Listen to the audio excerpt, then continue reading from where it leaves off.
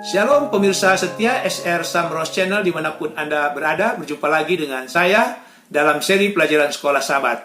Dan pelajaran Sekolah Sabat kita pada saat ini merupakan pelajaran terakhir kita di tahun 2020.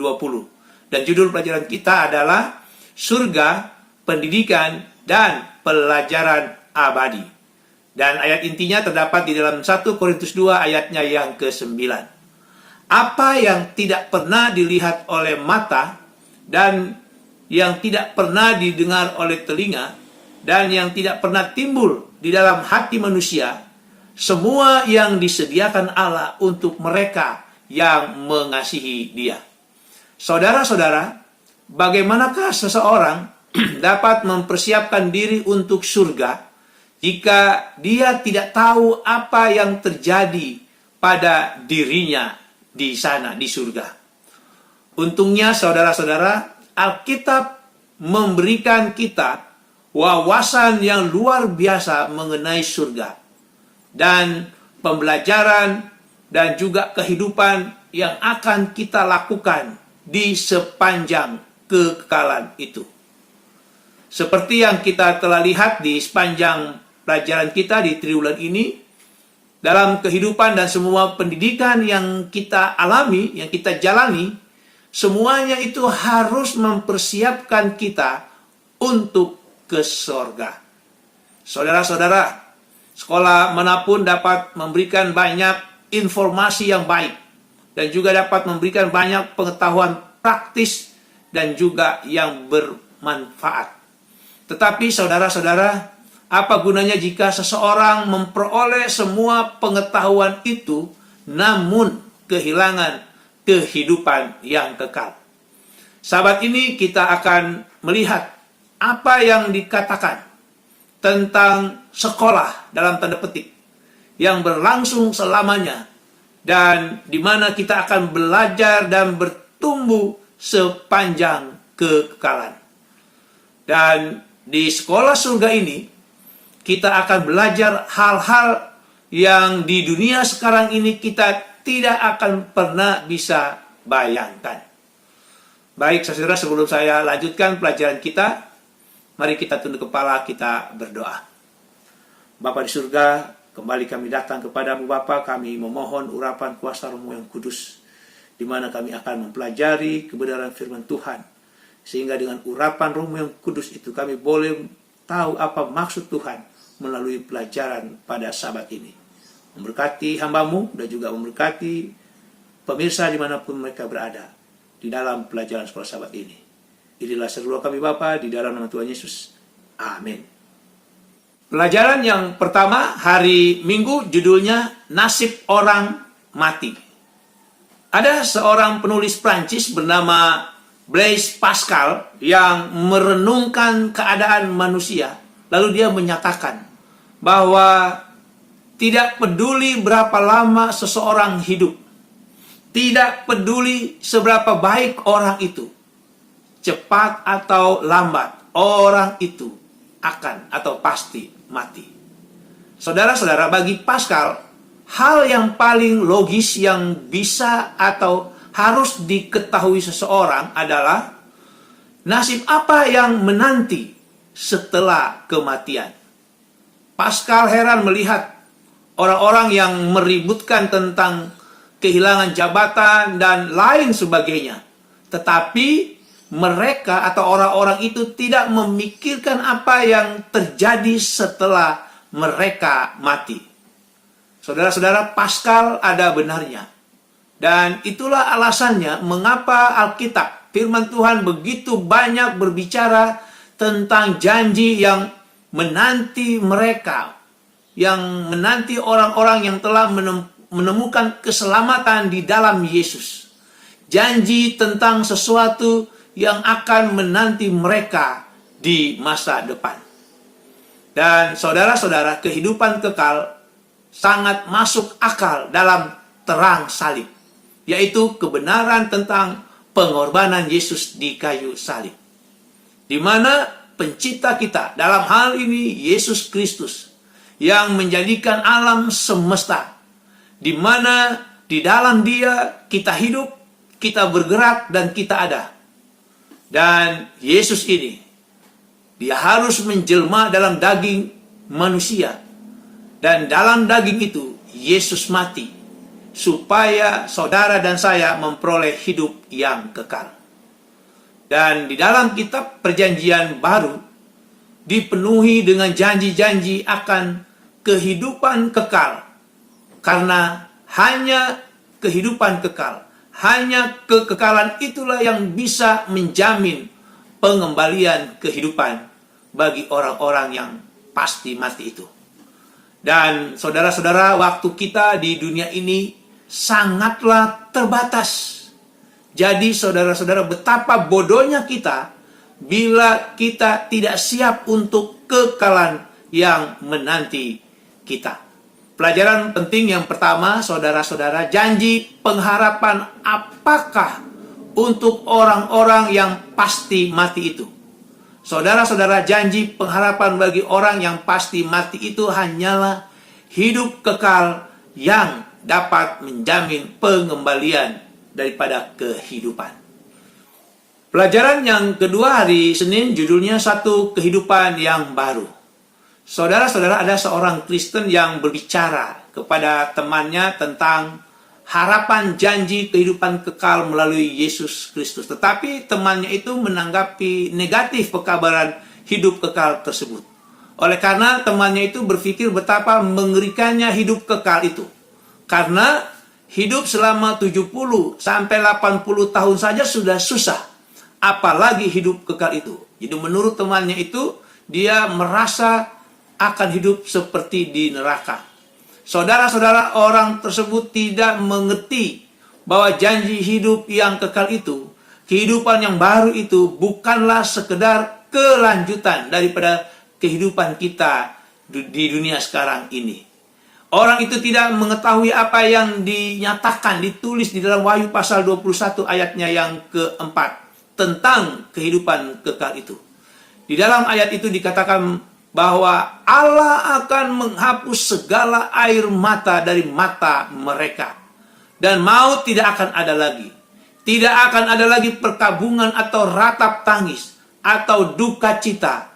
Sebab segala sesuatu yang lama itu telah berlalu. Saudara-saudara, inilah kehidupan yang baru yang kita akan alami di kehidupan yang kekal itu. Pertanyaannya sekarang adalah, saudara-saudara, apakah yang diperlukan untuk menjadi bagian dari kehidupan yang baru itu? Saudara-saudara, di dalam Wahyu 21 ayat 1 sampai 6 di situ dinyatakan bahwa kita harus menjadi umat Allah. Bagaimana kita bisa menjadi umat Allah? Di dalam 1 Korintus pasal 2 tadi, ayatnya yang ke-9 dikatakan, kita harus mengasihi Allah. Bagaimana kita bisa mengasihi Allah?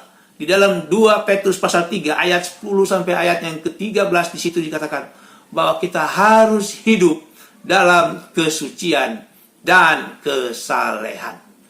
Jadi pelajaran penting yang kedua, saudara-saudara, bagaimanakah supaya saudara dan saya menjadi bagian dari kehidupan yang baru itu? Saudara-saudara, supaya kita menjadi bagian daripada kehidupan yang baru itu, saudara dan saya harus menjadi umat Tuhan, umat yang mengasihi Dia dengan kehidupan yang suci dan saleh. Kita lanjut pelajaran hari Selasa, pelajaran yang ketiga dengan judul Nantinya Kita Akan Tahu. Saudara-saudara, walaupun ilmu pengetahuan telah membuat kemajuan besar dalam membantu kita untuk lebih memahami dunia dan alam semesta, tetapi kita masih memiliki banyak pertanyaan di luar jangkauan pemikiran kita. Ada seorang hamba Tuhan di dalam bukunya Seri Membina Keluarga, halaman 279, di situ dia menulis bahwa surga itu, saudara-saudara, adalah sebuah sekolah. Dan gurunya adalah yang tidak berkesudahan harinya, yaitu Yesus Kristus lah yang dimaksud. Dan kalau kita baca di dalam Alkitab, di dalam 1 Korintus pasal 4 ayat 5, 1 Korintus 13 ayat yang ke-12, di situ dinyatakan bahwa di sekolah di surga itu, di sekolah kekekalan itu, kita akan diberi pemahaman tentang hal-hal yang untuk saat ini tersembunyi bagi kita. Ini adalah suatu pengharapan yang luar biasa, saudara-saudara, di mana kita akan melihat, kita akan memahami hal-hal yang sekarang ini tampak begitu sulit untuk kita pahami, yang ilmu pengetahuan juga tidak dapat menjelaskannya. Saudara-saudara, bagaimanakah supaya pengharapan ini menjadi bagian kita? Kuncinya adalah bagi kita sekarang ini, kita harus berpegang teguh pada iman kita. Kita harus percaya pada janji-janji Allah, dan kita harus hidup sesuai dengan kebenaran Alkitab. Dan yang terpenting, saudara-saudara, kita harus bertahan sampai akhir.